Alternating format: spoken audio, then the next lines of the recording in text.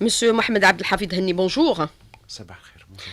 Alors, l'Algérie, 1962-2022, 60 ans d'indépendance, le secteur de l'agriculture, des réalisations et des défis. Beaucoup de choses sont en cours de réalisation actuellement. On est passé de la phase des villages socialistes durant les années 60 et 70 et même 80 à des grands défis du moment comme par exemple la sécurité alimentaire. Comment l'atteindre, le réaliser et comment, bien sûr, prendre en charge ce grand défi du moment. Monsieur Henni. Bismillah ar-Rahman ar-Rahim, wa salatu wa salam ala shafil mursalin. Je vous remercie pour votre invitation et j'adresse un salut fraternel à toute l'équipe de la chaîne 3 ainsi qu'à l'ensemble des auditeurs et des auditrices. Votre question est vraiment une question du moment. C'est une question d'actualité et elle est d'une importance vitale. Effectivement, depuis 1962, mais il ne faut pas oublier que notre agriculture a une histoire extrêmement ancienne qui est ancrée dans notre collectif commun. Nous étions un pays à vocation agricole et son histoire ancienne montre que toutes les civilisations et tous les comptoirs commerciaux étaient liés à des échanges liés à la production agricole. Ça, c'est d'une manière générale. Ensuite, l'histoire également, puisque nous sommes aujourd'hui fêter, le mot n'est pas suffisant parce que fêter, c'est aujourd'hui nous avons atteint un niveau de responsabilité, un niveau de réflexion qui nous conduit vers les enjeux et les principaux défis d'aujourd'hui et de demain. Notre histoire qui s'est étalée de 1830 contemporaine à 1962 est également fait partie de nos racines, de notre ancrage social et sociétal. Depuis 1962, pour reprendre votre question, cette évolution, on peut noter que cette évolution est extrêmement positive de tout temps et depuis l'indépendance. La priorité au-delà des hydrocarbures, hein, évidemment, qui constituent pour nous la base essentielle et le socle de notre économie. Aujourd'hui, nous nous rendons compte avec les principales contraintes que vit le monde dans son ensemble, que nous sommes astreints à des efforts extrêmement importants. Aujourd'hui, c'est la sécurité alimentaire. Aujourd'hui, c'est la sécurité nationale. Aujourd'hui, c'est la souveraineté nationale. Nous sommes un grand pays. Et je voudrais simplement vous dire que lorsque tout citoyen, lorsqu'il entend, lorsqu'il écoute l'hymne national, l'émotion qui nous submerge, elle est quasiment unique. Nous avons également, comme autre réflexion, si vous permettez, nous avons notre emblème national. Le vert, c'est la couleur de l'espoir et de l'espérance, ce que nous souhaitons donner aux Algériens. Le blanc, c'est la couleur de la pureté. Nous avons besoin de pureté, nous avons besoin de gens qui sont engagés pour notre pays. Le rouge, c'est la couleur de la passion. Je me suis demandé si je pouvais faire ce genre de réflexion, mais je pense que c'est important. Car aujourd'hui, nous n'avons pas le choix. Le rouge de la passion, c'est aimer son pays, c'est être nationaliste. Et n'oubliez pas que c'est également la couleur du sang, ceux de nos combattants, ceux de nos chouhada. Et la chouhada al-abrar. Je pense que c'est une introduction qui a son importance par rapport aux enjeux d'aujourd'hui. Quels sont-ils? Vous savez, une économie est basée avec comme objectif essentiel, c'est la lutte contre la pauvreté et la lutte contre le chômage. Dès l'instant, nous avons ces deux paramètres en ligne de mire. Et ce sont des indices. Aujourd'hui, nous parlons d'indices de développement humain. Les plus grandes institutions internationales, l'OCDE, la FAO, le Fonds monétaire international, la Banque mondiale. C'est un objectif qui est commun à toutes les institutions internationales. Et vous savez, quand on lutte contre la pauvreté et le chômage, eh bien, nous luttons également contre les conséquences de la malnutrition et également on lutte contre la faim. Voilà le cadre général que je souhaitais vous présenter.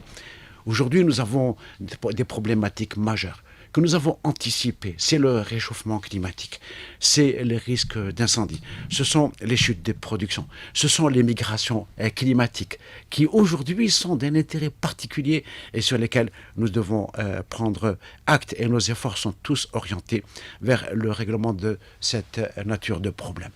Les orientations, les instructions, les engagements de Monsieur le Président de la République, toutes ces instructions tendent vers cet objectif univoque, qui est clair et qui est sans appel, c'est la sécurité alimentaire. Mais justement, par rapport à ce que vous déclarez à l'instant, Monsieur Hani, l'agriculture, une question de souveraineté nationale, c'est la priorité des priorités. La sécurité alimentaire doit être construite aujourd'hui sur la refondation des filières stratégiques. Absolument, absolument. Qui dit filière stratégique, je voudrais également porter à votre connaissance que notre département ministériel, je voudrais aujourd'hui qu'il sorte. Ce n'est pas le cas, évidemment. Nous avons beaucoup de relations avec d'autres départements ministériels. Mais dans notre réflexion commune, c'est un ministère qui est un ministère horizontal. Le ministère de l'Agriculture n'est pas un acteur unique dans tout le dispositif lié à la sécurisation de notre pays. Il y a tous les ministères qui sont concernés. Vous avez le ministère de l'Énergie pour l'électrification agricole. Vous avez le ministère des Ressources en eau, et que je salue au passage, ainsi que tous nos collègues, pour les efforts considérables qu'ils sont en train de nous prodiguer pour assurer la sécurité hydrique pour la production nationale. Nous avons également le ministère de la Santé par rapport aux maladies émergentes et aux maladies zoonotiques, celles qui sont transmises par les animaux à l'homme. Et vous voyez un petit peu, nous sommes en plein aujourd'hui avec la variole du singe et d'autres exemples comme la grippe aviaire. Nous avons également le ministère de la formation professionnelle qui est un acteur important pour la formation de nos cadres ou de nos futurs cadres et qui nous assure la transition intergénérationnelle. Nous avons également le ministère de l'Intérieur. Tous les Walis sont disponibles pour présider toutes les commissions au niveau local, les campagnes, moissons, battage, la lutte contre les incendies de forêt. Cela va même dans le détail du détail par rapport à la localisation et la géolocalisation justement des parcelles qui aujourd'hui, nous sommes dans l'obligation d'aller vers non seulement la géolocalisation mais également aller vers l'identification des parcelles et les superficies exactes qui nous renvoient vers exactement la précision justement de nos productions agricoles. Nous avons également naturellement tous nos institutions qui sont en lien avec nous. Nous avons l'Union nationale des paysans algériens, la Chambre nationale d'agriculture avec ses démembrements au niveau local. Nous avons les groupements professionnels, les conseils interprofessionnels, les associations. Ce que je veux dire par là, c'est que la décision ne peut pas être une décision administrative et univoque. Nous voulons une sorte de démocratie agricole participative pour que nous puissions tous réussir ensemble. Mais quand vous parlez de cette démocratie agricole pour participer ensemble, réussir les défis majeurs qui aujourd'hui se posent à notre pays, comme par exemple la sécurité alimentaire, et on a vu les enjeux aujourd'hui sur le plan international où tous les pays ne peuvent compter que sur leurs propres capacités, leurs bien sûr moyens de production, les filières stratégiques, céréales, légumineuses, le lait, c'est la priorité des priorités au niveau de votre département ministériel puisque le président, à chaque conseil des ministres, insiste sur la sécurité alimentaire. Absolument. Monsieur Hani. Absolument. Nous avons des instructions précises, nous avons des délais d'exécution. Des délais d'exécution. 2 mois, 3 mois, 5 mois, en 6 fonction mois. de chaque nature d'objectif. Je ne parle pas de problème, parce qu'il y a toujours des solutions. Quelle que soit la nature des problèmes, il faut aller de l'avant. Nous sommes en train de préparer un nouveau plan. Excusez-moi. Un nouveau plan de développement de l'agriculture avec un horizon immédiat 2025. Ensuite, 2030-2035, ce sont des périodes quinquennales qui nous permettent d'asseoir une véritable politique publique de développement de l'agriculture. Vous avez parlé d'objectifs et de production stratégique. Il est évident que nous avons en premier chef nos 2 points, je ne dis pas 2 points faibles, c'est en progression, mais ce sont également des choses que nous connaissons tous. Nous avons la priorité pour ce qui est des céréales. Notre objectif est clair. Il s'agit d'atteindre l'autosuffisance totale en matière de production de blé dur. On peut le faire ? On peut le faire. On peut le faire et nous en avons les moyens. Pour des raisons qui sont simples. Nous avons le foncier agricole, nous avons la mobilisation de la ressource hydrique, nous avons les semences qu'il faut, nous avons un réseau de multiplicateurs, nous avons l'Office algérien des céréales qui a une grosse expérience en la matière, et puis nous avons les conseils interprofessionnels et nos démembrements administratifs. Cela veut dire que le réseau organisationnel a été repris et nous sommes en cours justement de finalisation de tous les projets. J'insiste sur un élément précis. Je dis simplement que même s'il y a des réorientations, nous n'allons pas évidemment, parce qu'il s'agit de perdre du temps. Tout ce qui a été réussi continuera à être pris en charge. Les orientations sont simplement des orientations, je ne dis pas de conjoncture, ce sont des orientations structurelles pour nous amener à une sécurisation totale de nos productions. Vous avez parlé des céréales, je répète simplement, objectif, c'est atteindre l'autosuffisance totale en blé dur. Ce fut un temps, l'Algérie n'importait pas de blé dur il y a quelques années.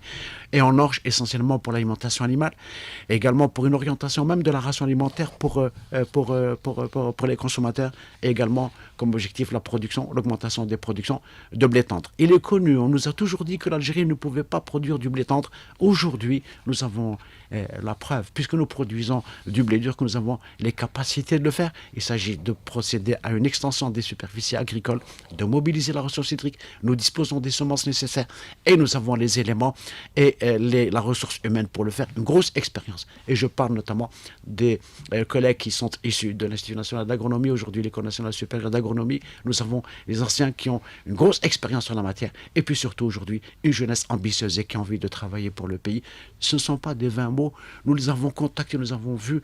Ils ont les yeux qui brillent d'intelligence et d'ambition. Et c'est une excellente chose pour le pays. Mais quand vous parlez par exemple de la production de blé dur, l'objectif c'est d'atteindre l'autosuffisance. Vous dites nous avons les moyens, mais il nous manque la pluviométrie. Comment faire face à ce phénomène aujourd'hui climatique? C'est une excellente question. Vous savez, madame, beaucoup de gens aujourd'hui nous répètent expriment des formulations qui sont anciennes. Nous savons que l'Algérie est un pays aride ou semi-aride. On le sait depuis, je dirais, presque la nuit des temps. Nous avons le côté nord où nous avons des wilayas où une pluviométrie extrêmement importante et qui sont connues. Tchétchène, Skikda, Mostaganem, on le sait, nous avons la zone est du pays. Aujourd'hui, à cause du réchauffement climatique, nous nous sommes rendus compte, avec des études précises et sur des modèles mathématiques de très haut niveau, que nous sommes aujourd'hui en train d'aller vers un réchauffement plus ou moins important au niveau de la zone ouest du pays. Mais il faut des solutions. La solution, elle est là. C'est l'agriculture saharienne. Aujourd'hui, avec la création de l'Office de développement de l'agriculture saharienne, avec l'extension des superficies, avec les relations que nous avons avec le secteur du ministère des Ressources en eau, nous avons fait des profonds changements. Nous avons eu beaucoup d'autorisations. Je ne vais pas rentrer dans le détail parce que ce sont des détails extrêmement techniques, mais aujourd'hui, nous avons la capacité pour produire. Les investisseurs sont là. Vous me tendez la perche pour les investisseurs directs, les investisseurs nationaux. Nous sommes également en lien avec des investisseurs étrangers et nous avons également énormément de demandes pour des investissements directs étrangers. Les gens veulent travailler. Aujourd'hui, ils savent que notre pays est grand, notre pays est vaste, nous disposons d'une sol foncière extrêmement importante et une mobilisation de la ressource hydrique qui est là. Et nous avons également un programme qui est quasiment détaillé. Je vous donne un exemple précis. Nous allons aujourd'hui avoir des lignes de chemin de fer qui sont programmées.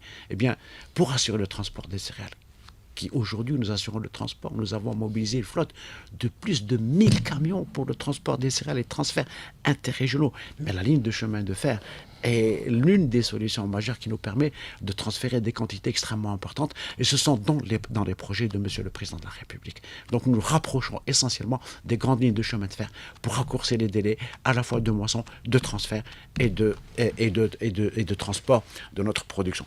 Mais quand vous parlez de blé tendre, c'est le même principe, c'est l'agriculture saharienne également. Absolument. Monsieur Henni. Nous avons des réussites. Cette année, nous avons eu, les bilans sont en cours, nous avons, sans vouloir m'engager autrement, nous avons des prémices intéressantes. Nous avons une production de blé dur importante. Nous avons une production de blé tendre également, qui n'est pas à négliger, mais qui mérite d'être prise en considération parce que nous avons les capacités. Les capacités sont intéressantes. Encore une fois, vous savez, réussir l'agriculture, il vous faut la terre, l'eau et le soleil. Et derrière, vous avez les ressources humaines et vous avez tout ce qui est semences. Je pense que nous réunissons tous ces facteurs. Il s'agit simplement d'avoir une vision précise, de mobiliser les énergies. Ça demandera peut-être un peu de temps, mais nous serons, je pense, au rendez-vous. Alors, Monsieur Mohamed Abdelhafid Henni, moi je voudrais revenir avec vous sur plusieurs aspects. L'agriculture, 60 ans, des réalisations et des défis. Les défis sont majeurs aujourd'hui. C'est une question de souveraineté nationale puisqu'il s'agit de sécurité alimentaire. On a bien compris que vous n'allez pas donner les chiffres sur les quantités de production puisque maintenant c'est devenu une question de sécurité nationale. L'agriculture, c'est des moyens, tous les moyens. C'est la ressource humaine, les moyens financiers, la volonté et également la science. Vous avez parlé un peu de nos capacités aujourd'hui d'aller vers l'autosuffisance en matière de blé dur. Vous parlez aussi d'aller vers la production de blé tendre puisque ça nécessite beaucoup d'eau et beaucoup disaient que c'est une expérience vaine, mais elle semble réussie essentiellement au niveau du sud du pays, Monsieur Henni. Il y a des expériences réussies aujourd'hui et avérées qui nous permettent de dire que demain nous pouvons effectivement produire du blé tendre. Absolument. Il s'agit de comprendre simplement que nous avons quand même une tradition de production de blé tendre dans certaines zones du pays. Pas beaucoup. Pas beaucoup. Je fais référence notamment à la wilaya de Tiaret. Et aujourd'hui, nous partons également sur le développement de l'agriculture saharienne, où il y a eu des réussites depuis 2 ans, où nous produisons une quantité de blé tendre. Cette quantité de blé tendre, en fait, elle n'est pas uniquement au stade expérimental, mais les gens maîtrisent l'itinéraire technique qui est d'une importance capitale. Notre objectif, nous avons parlé d'une manière générale, atteindre l'autosuffisance en blé dur, mais il faut comprendre une chose. Dans la production de céréales, c'est le respect absolu de l'itinéraire technique. Aujourd'hui, avec la science, avec les progrès des techniques, la préparation des sols, l'analyse des sols au point de départ pour comprendre un peu la nature des besoins, la nature des manques au niveau de l'utilisation des principaux intrants. Donc aujourd'hui, nous avons, je pense, atteint cette capacité, cette approche en matière de respect d'itinéraire technique. Quand on veut augmenter les rendements, il faut respecter l'itinéraire technique sur toute le circuit toute la saison de production. Mais l'État va accompagner avec des moyens et de la technologie. Absolument, nous avons déjà... Les moyens financiers également, oui, soutenir ces expériences. Oui, bien sûr, il y a un dispositif de soutien qui est en cours, depuis un certain nombre d'années. Aujourd'hui, nous cherchons l'efficacité. Il y a un soutien de l'État pour ce qui est du matériel d'irrigation, qui est la priorité des priorités. C'est l'extension de la superficie irriguée. Nous sommes à 1,4 million d'hectares de superficie irriguée au niveau national, mais toute production confondue. C'est-à-dire que nous allons sur l'arboriculture, nous sommes sur les cultures maraîchères et nous sommes également sur les céréales. Notre objectif, c'est d'augmenter les superficies irriguées pour ce qui est de la production des céréales, avec le double aspect. Nous avons l'irrigation d'appoint pour les zones du nord en cas d'apparition de stress hydrique, et nous avons l'irrigation permanente au niveau des wilayats du sud du pays. Vous avez parlé des céréales, permettez-moi également d'exprimer notre volonté pour aller vers d'autres types de production. Vous avez parlé de production stratégique. Nous avons les légumes secs, les légumineuses qui sont extrêmement importants. Nous avons les légumineuses, et là nous avons le lait également. J'y arrive. Et là nous avons, pour ce qui est de la sole, qui sera consacré à la production de légumes secs et de légumineuses. Vous savez, c'est la réduction simplement de la jachère. Nous avons 3 millions d'hectares de jachère. Ça fait partie des systèmes culturaux, donc c'est des rotations de culture. Ça n'est pas, un handicap. Lorsqu'on parle de 3 millions d'hectares de jachère, ça rentre dans un système de production que nous souhaitons... C'est l'équivalent de la superficie céréalière, elle est de 3 millions également. Très bien. Donc nous souhaitons organiser, avoir une approche méthodique, méthodologique. Mettre fin à la jachère. Mettre fin à la jachère, attention, tout en la maintenant, parce que là, vous avez des jachères tournantes pour que les sols puissent se réenrichir et laisser reposer les sols. Nous avons également les cultures industrielles. Et ça, c'est un défi extrêmement important, puisque nous orientons également vers l'agro-industrie. La tomate industrielle, où nous sommes autosuffisants. Exactement. Pour la tomate industrielle, nous sommes non seulement autosuffisants, nous n'importons plus de double, de triple concentré de tomates. J'ai tenu une réunion avec le conseil interprofessionnel la semaine dernière pour ce qui est de la tomate industrielle. Et il y a aujourd'hui des excédents et les gens s'orientent vers l'exportation donc du produit fini. Nous avons des conserveries, le système est en place. Il s'agit peut-être il s'agit un petit peu non pas de réorienter, mais de cadrer un peu mieux le problème du financement qui existe, mais qui connaît quelques retards dans le paiement des primes pour les producteurs, le paiement pour les conservateurs. Et là, l'Office national des légumes et des viandes est en charge justement de régler cette solution et qu'il n'y ait plus de retard. Parce que lorsque les gens touche leurs primes, ils sont motivés pour aller vers une autre campagne. Par rapport à la récolte. Évidemment, si nous avons des retards de 4-5 mois... Notamment dans le côté de l'Est du pays. Exactement, c'est inacceptable. Et la tomate industrielle, attention, ça n'est pas seulement aujourd'hui l'Est du pays. Nous avons également le centre. C'est des traditions qui existent également. Des traditions qui existent. Aujourd'hui, des zones de production qui sont extrêmement intéressantes. Et vous avez Indeflash, l'œuf, Annaba, Guelma, Skikda. Et puis ils sont en train de s'étendre également sur les à la demande de Soqara Sombelbouari. Nous avons également Relisa, nous avons Temouchint, nous avons également, sans les nommer, il y a vraiment une je ne dis pas un engouement, mais les gens connaissent. Et sans oublier que la tomate, nous avons les deux. Nous avons la tomate qu'on appelle plein champ, qui est destinée à la consommation, qui est une production saisonnière. Et nous avons la tomate industrielle, qui nous permet de réguler les stocks, les stocks en ce qui concerne justement ce produit. Pour ce qui est des graines oléagineuses, et je pense que c'est également un sujet important. Vous savez que nous avons engagé un programme sur la production de colza. Mais en même temps, donc ce programme évidemment n'est pas abandonné. La culture de colza est très difficile. Nous en avons parlé. L'itinéraire technique est un petit peu compliqué. Il est d'une précision presque d'orfèvre. Par contre, nous optons aujourd'hui pour la culture du tournesol. Nous avons déjà lancé des productions de tournesol en zone oasienne. J'aurais souhaité vous montrer des photos, mais vraiment, c'est quelque chose d'extrêmement intéressant. À la rentrée, on pourra même montrer des photos dans le direct du studio. Avec grand plaisir. Et puis nous avons le problème du lait, vous en avez parlé juste en 2 minutes. Vous savez, le lait, c'est l'une des filières les plus complexes de l'agriculture. Vous le savez, vous avez vous-même une grosse expérience en la matière. Et là, il y a eu changement au niveau de la direction de l'ONIL pour apporter une nouvelle dynamique. C'est ce que vous m'avez dit avant de rejoindre ce studio. Exactement, c'est pour nous orienter essentiellement vers la production nationale. Ça se construit. Ne plus se contenter de la poudre de lait. Voilà, au moins qu'il y ait un équilibrage. Au moins qu'il y ait un équilibrage et qu'il y ait un complément de la production nationale par rapport à la poudre de lait qui est importée pour justement mettre sur le marché le lait en sachet est subventionné pour satisfaire les besoins de nos concitoyens. Et c'est l'une de nos missions. Et dont l'importation a atteint quand même des niveaux records. On est à pratiquement 1,3, 1,2 milliard de dollars d'importation. Il y a les deux importations. Et il y a les importations de l'ONIL pour le lait en sachet. Il y a également l'importation de poudre de lait pour l'industrie laitière, donc pour la fabrication, notamment de l'industrie de transformation pour les yaourts et tous les autres produits laitiers.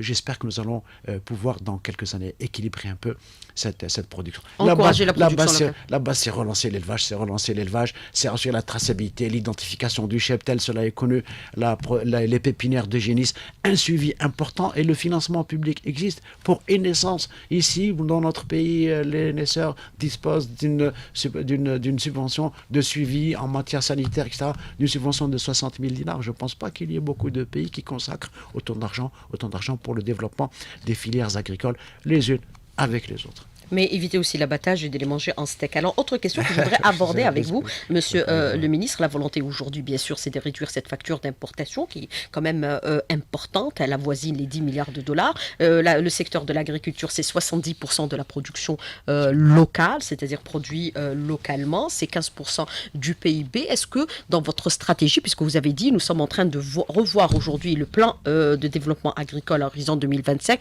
quelles sont les échéances que vous fixez aujourd'hui? Est-ce qu'il y a des détails?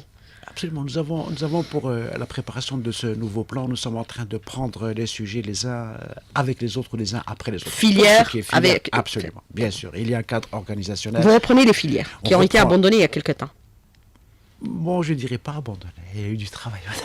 Il y a du travail, évidemment. Mais, par exemple, pour les céréales, nous avons finalisé un document. Nous avons réuni plus de 50 experts de tous les niveaux. Ils nous ont donné un point de vue d'une manière extrêmement fine à horizon 2025, 2030, 2035. Nous avons également engagé la procédure, et cela est terminé, pour la filière lait. Nous avons également engagé une procédure ou un dossier sur le foncier agricole et le rapport est terminé. Il nous reste également pour les légumes secs. Nous reste quelques filières comme les viandes blanches et les viandes rouges, et également pour ce qui est des cultures industrielles. J'espère que nous allons terminer cela avant la fin du mois pour le présenter aux plus hautes autorités de l'État pour validation et pour décision à prendre dans les délais acceptables. Donc, voilà. Dès la rentrée prochaine, dès septembre. C'est ce que nous souhaitons. Alors, la viande blanche aujourd'hui, comment sauver cette filière? Écoutez, la viande blanche... L'aviculture. Je pense que ce n'est pas exactement le terme pour dire sauver la filière. La filière Certains disent qu'elle est en crise, voilà. Monsieur Hani. D'accord. Alors, pour vous répondre, vous savez, vous avez dans la filière avicole comme d'autres filières, vous avez l'immense majorité qui travaille. Vous me donnez l'occasion de m'exprimer à ce sujet. Et vous connaissez ma façon de voir les choses. Vous avez l'immense majorité des gens qui travaillent. Et vous savez, quand nous sommes dans l'élevage ou nous sommes dans l'industrie, nous avons des bilans annuels. Il y a des périodes avec, il y a des périodes sans. Ça veut dire qu'il y a des situations conjoncturelles où justement nous intervenons pour réduire réduire un peu l'impact de quelques situations qui sont difficiles à passer. Nous, notre objectif pour la filière des viandes blanches, au-delà de la disponibilité de la matière première, elle est là. Et le maïs, le soja, l'alimentation, la production de ce qu'on appelle les poussins chers, c'est une filière qui est très très compliquée aussi. Il ne faut pas croire que pour avoir un poulet, il faut mettre un œuf à couver, vous avez votre poulet au bout de 45 jours. Vous avez ce qu'on appelle les grands parentaux, vous avez les repros chers, vous avez 8 mois après, vous avez les repros chers, vous avez la production donc, de poussins chers un jour et vous avez 35 ou 45 jours. Donc c'est une filière qui est compliquée, qui demande des efforts, qui demande des investissements importants. Et c'est la raison pour laquelle, moralement, éthiquement, au-delà de l'aspect économique, nous sommes tenus d'accompagner toute la filière. Au-delà maintenant, évidemment, vous avez, et c'est leur droit, quelques personnes qui s'expriment pour exprimer un peu, exprimer leurs difficultés. Nous allons accompagner. L'objectif de la filière blanche, de la filière viande blanche, c'est que nous avons tenu une réunion. L'objectif, c'est en même temps que nous assurons la disponibilité de tous les facteurs de production et tous les intrants, qu'il y ait une stabilité des prix. Et nous travaillons sur ce sujet pour que nos concitoyens aient leur capacité à disposer d'une production de viande blanche dans des prix, une fourchette de prix acceptable qui ne saurait dépasser une variation de 10 ou 15% sur l'année. Nous travaillons sur la stabilité de la production, sur la mise à disposition et avec les professionnels sur la stabilité des prix, naturellement en lien avec les collègues du ministère du Commerce qui sont partie prenante dans cette stratégie. Mais est-ce qu'il y a aujourd'hui des soutiens pour la relance de cette filière aujourd'hui quand on sait que le prix de l'aliment a augmenté sur les marchés mondiaux comme par exemple le soja et le maïs? Aujourd'hui, nous sommes en baisse. Le soja a beaucoup baissé, le maïs aussi, évidemment. C'est conjoncturel, ça pourrait reprendre. Bien sûr, vous avez raison, c'est tout à fait conjoncturel. Alors nous sommes en train de travailler sur un dispositif où il y aurait une mise à disposition avec des prix relativement stables. Nous allons faire intervenir nos groupes économiques pour assurer la disponibilité et la stabilité des prix et qu'ils puissent vendre les matières premières à un prix qui soit régulier sur pratiquement toute l'année. Évidemment, lorsqu'il y a comme ça ce qu'on appelle un phénomène yo-yo, d'ailleurs nous en sommes, je ne dis pas les victimes, mais dans tous les pays du monde, les prix ont augmenté, la problématique du transport, la problématique de l'énergie, la problématique évidemment de la situation qui se passe dans certains pays, tout ça a contribué largement d'abord à un phénomène inflationniste dans tous les pays du monde, et puis la non-maîtrise des équilibres, disons d'une manière générale, des équilibres budgétaires au niveau de tous les pays. Aujourd'hui, je ne veux pas entrer dans ce genre de débat, ça n'est pas naturellement ni ma spécialité, ni ma façon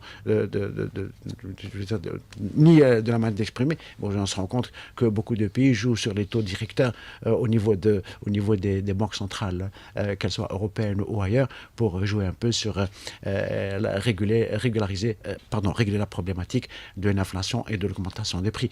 Bien. Donc tout ceci fait que nous faisons parfois, nous faisons partie du monde, mais à notre niveau, nous mettons tout en place pour qu'il y ait le moins d'impact possible. Et encore une fois, pour ce qui est de l'alimentation, il y a nos groupes économiques et notamment l'ONAB qui doit intervenir très rapidement pour stabiliser les prix au niveau des intrants, au niveau de l'alimentation, notamment du maïs et du soja.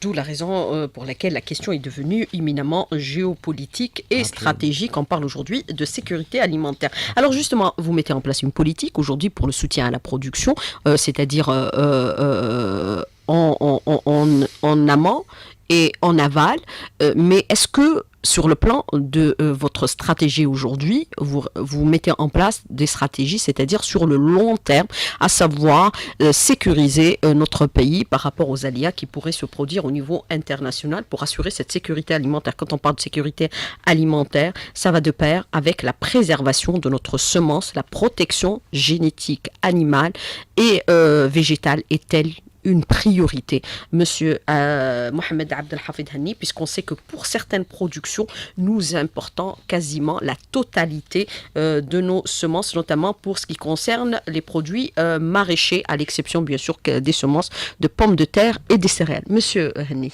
Absolument.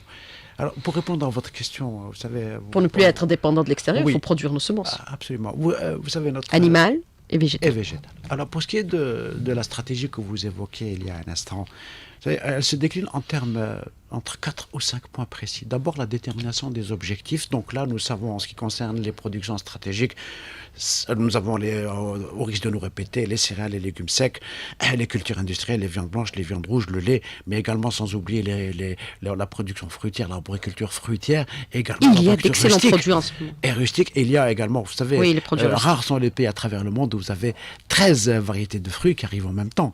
Là, aujourd'hui, nous avons même, vraiment, c'est quelque chose qui nous réchauffe le cœur lorsque nous voyons toutes ces variétés de fruits qui sont à l'attention, qui sont présentées aux consommateurs. On produit même la mangue en ce moment. Exactement. Kiwi également. Le kiwi. Mais sur les étals, vous le trouvez labellisé étranger alors qu'on n'importe plus. Oui. Ça s'arrangera avec le temps, Inch'Allah. Mais que les auditeurs sachent que c'est production nationale. Oui, production locale. Parce qu'on n'importe plus. Oui, bien sûr. Et puis, vous avez, au-delà du développement de filière, nous avons la deuxième étape, c'est surtout l'accompagnement technique et financier. Vous avez évoqué tout à l'heure le soutien de l'État. Le soutien de l'État est là, est présent. Nous avons des taux réaffirmé dans la loi de finances complémentaire. Absolument. Nous avons des taux de soutien et de contribution à hauteur de 60 voire 70% de contribution de l'État, évidemment à condition que les actions soient réalisées. L'État ne peut pas donner et avancer comme ça des soutiens sans que la réalité ne s'exprime sur le terrain en termes d'investissement. Nous avons un troisième point qui est également très important, au-delà de l'accompagnement technique et financier. Nous avons la formation. La formation, le respect des itinéraires techniques, faire appel à la science. Et à partir de là, nous devons respecter les normes de production. Et enfin, pour ce qui est de, vous avez parlé des semences, évidemment, nous avons un programme. Alors, il y a effectivement des semences qui sont des propriétés nationales. Vous avez évoqué les céréales, nous avons également tout ce qui est plantation. Nous avons les plants qui nous appartiennent, y compris, sans être trop technique, les porte-greffes qui nous appartiennent. Nous exportons des porte-greffes en ce moment. C'est-à-dire, lorsque vous plantez un arbre, au moment de le greffer, avant le greffage, et nous avons des opérateurs aujourd'hui qui exportent des porte-greffes. Ça, très peu de gens le savent. Et puis, nous avons également, et que je salue au passage parce que je les connais personnellement. Et puis, nous avons également la sélection de semences adaptées. Vous avez évoqué le sujet, c'est un sujet d'une importance capitale.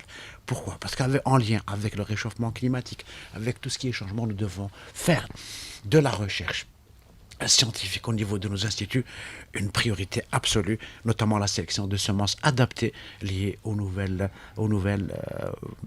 à la nouvelle situation, mondiale d'une manière globale. Mais banque des semences végétales et animales est-elle en cours, monsieur le ministre ? C'est la question. C'est en cours. Nous avons engagé le projet et nous allons présenter, Inch'Allah, aux plus hautes autorités de l'État. C'est en cours, nous sommes au point d'aboutir.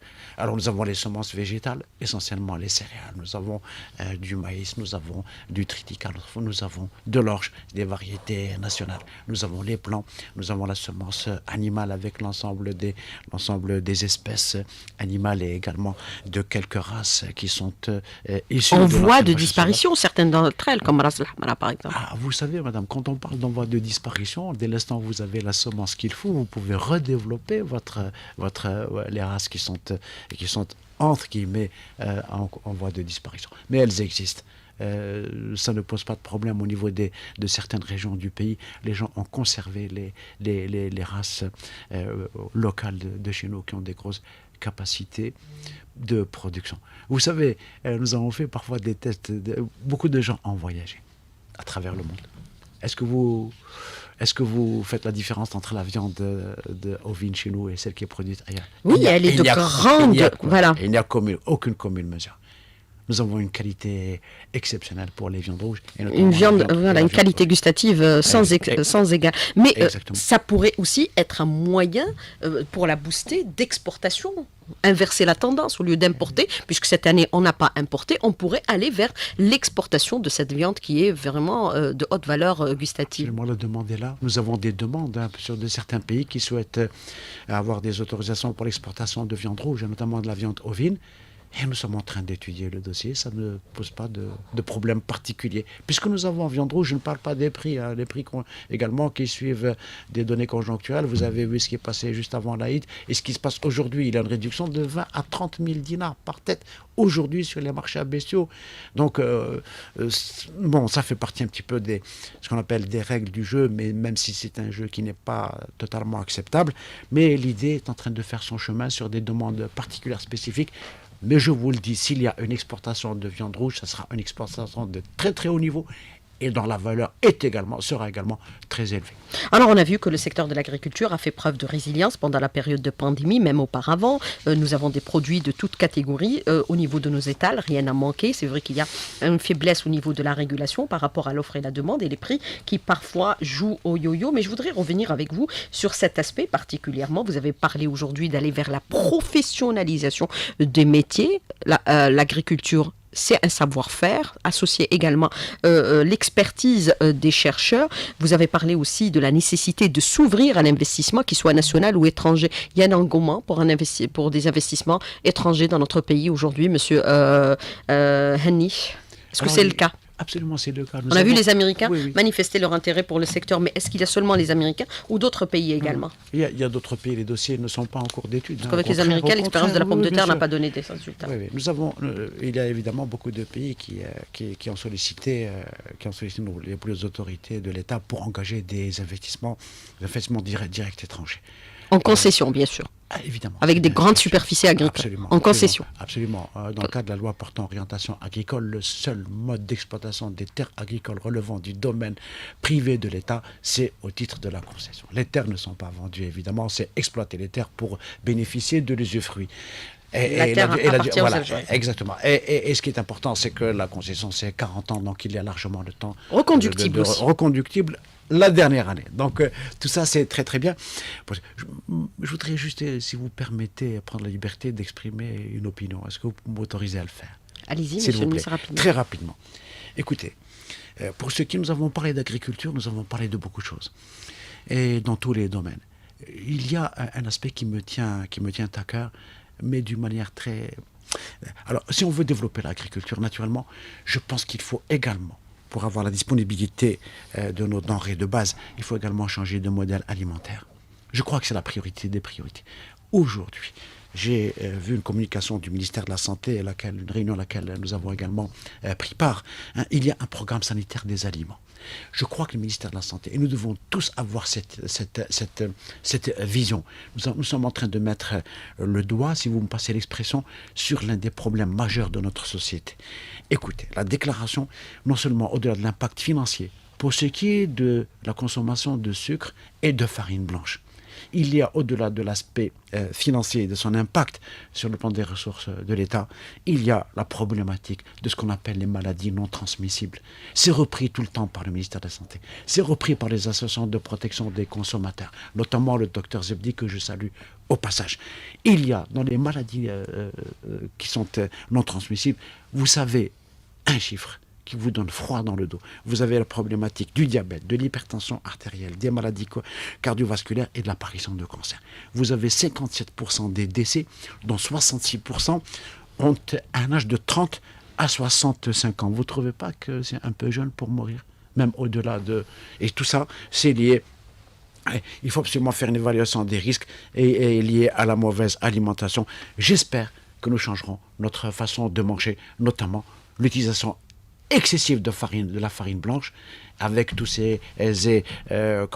avec tous les produits déstabilisants, les produits chimiques, etc.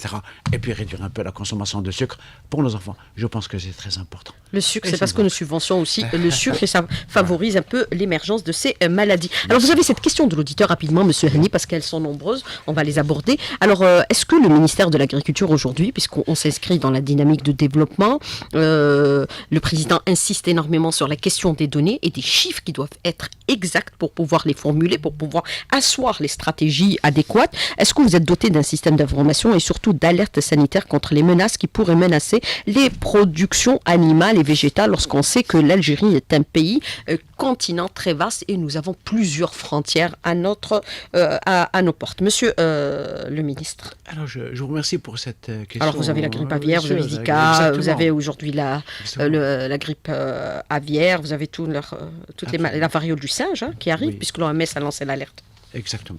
Alors, vous me donnez l'occasion justement d'indiquer que tout ce qui est importé. Nous avons des postes frontières. Toute denrée qui est introduite sur le territoire national, d'abord au-delà des autorisations administratives, ce qu'on appelle les autorisations d'importation, il n'y a pas Je dis bien, il n'y a pas une denrée destinée à l'alimentation humaine d'origine animale ou transformée qui n'est pas analysée dans notre pays. Tout ce qui est viande, produits carnés, et nous avons arrêté, je vous signale, l'importation de viande. Tout ce qui est lait et produits laitiers, tout ce qui est produits transformés, tout ce qui est animaux vivants. Tout passe par des systèmes de quarantaine et d'analyse et de résultats. S'il y a un problème, il y a immédiatement un refus d'introduction, alerte et refus d'introduction. Alors, le système Sirpalak... Au abattage, si c'est le cas, lorsque les animaux sont en territoire national, au niveau des sites de quarantaine. Alors, Sirpalak, un système que vous allez réviser aujourd'hui, puisque le stockage, c'est devenu une question prioritaire. Absolument. Même pour les céréales. Oui, on l'a vu. On l'a déjà révisé, donc nous l'avons déjà évoqué lors de la dernière émission. Le Sirpalak n'existe plus. Il est né en 2008. Il a apporté beaucoup de choses. Il est mort en 2022. Mais il y a un nouveau dispositif justement d'accompagnement et de régulation, et c'est en cours. Et je pense que beaucoup de professionnels ont adhéré à ce dispositif. Nous avons des bons résultats cette année pour les stockages. Monsieur Abdelhafid Hani, merci d'avoir répondu à nos questions et d'avoir été en direct avec nous ce matin dans le studio. Merci beaucoup. Merci à tous les auditeurs qui nous ont accompagnés durant toute cette saison. Merci et mille merci à tous les Algériens. Merci. C'est moi qui à bientôt. Beaucoup, au revoir. À bientôt, Inch'Allah. Fais la main.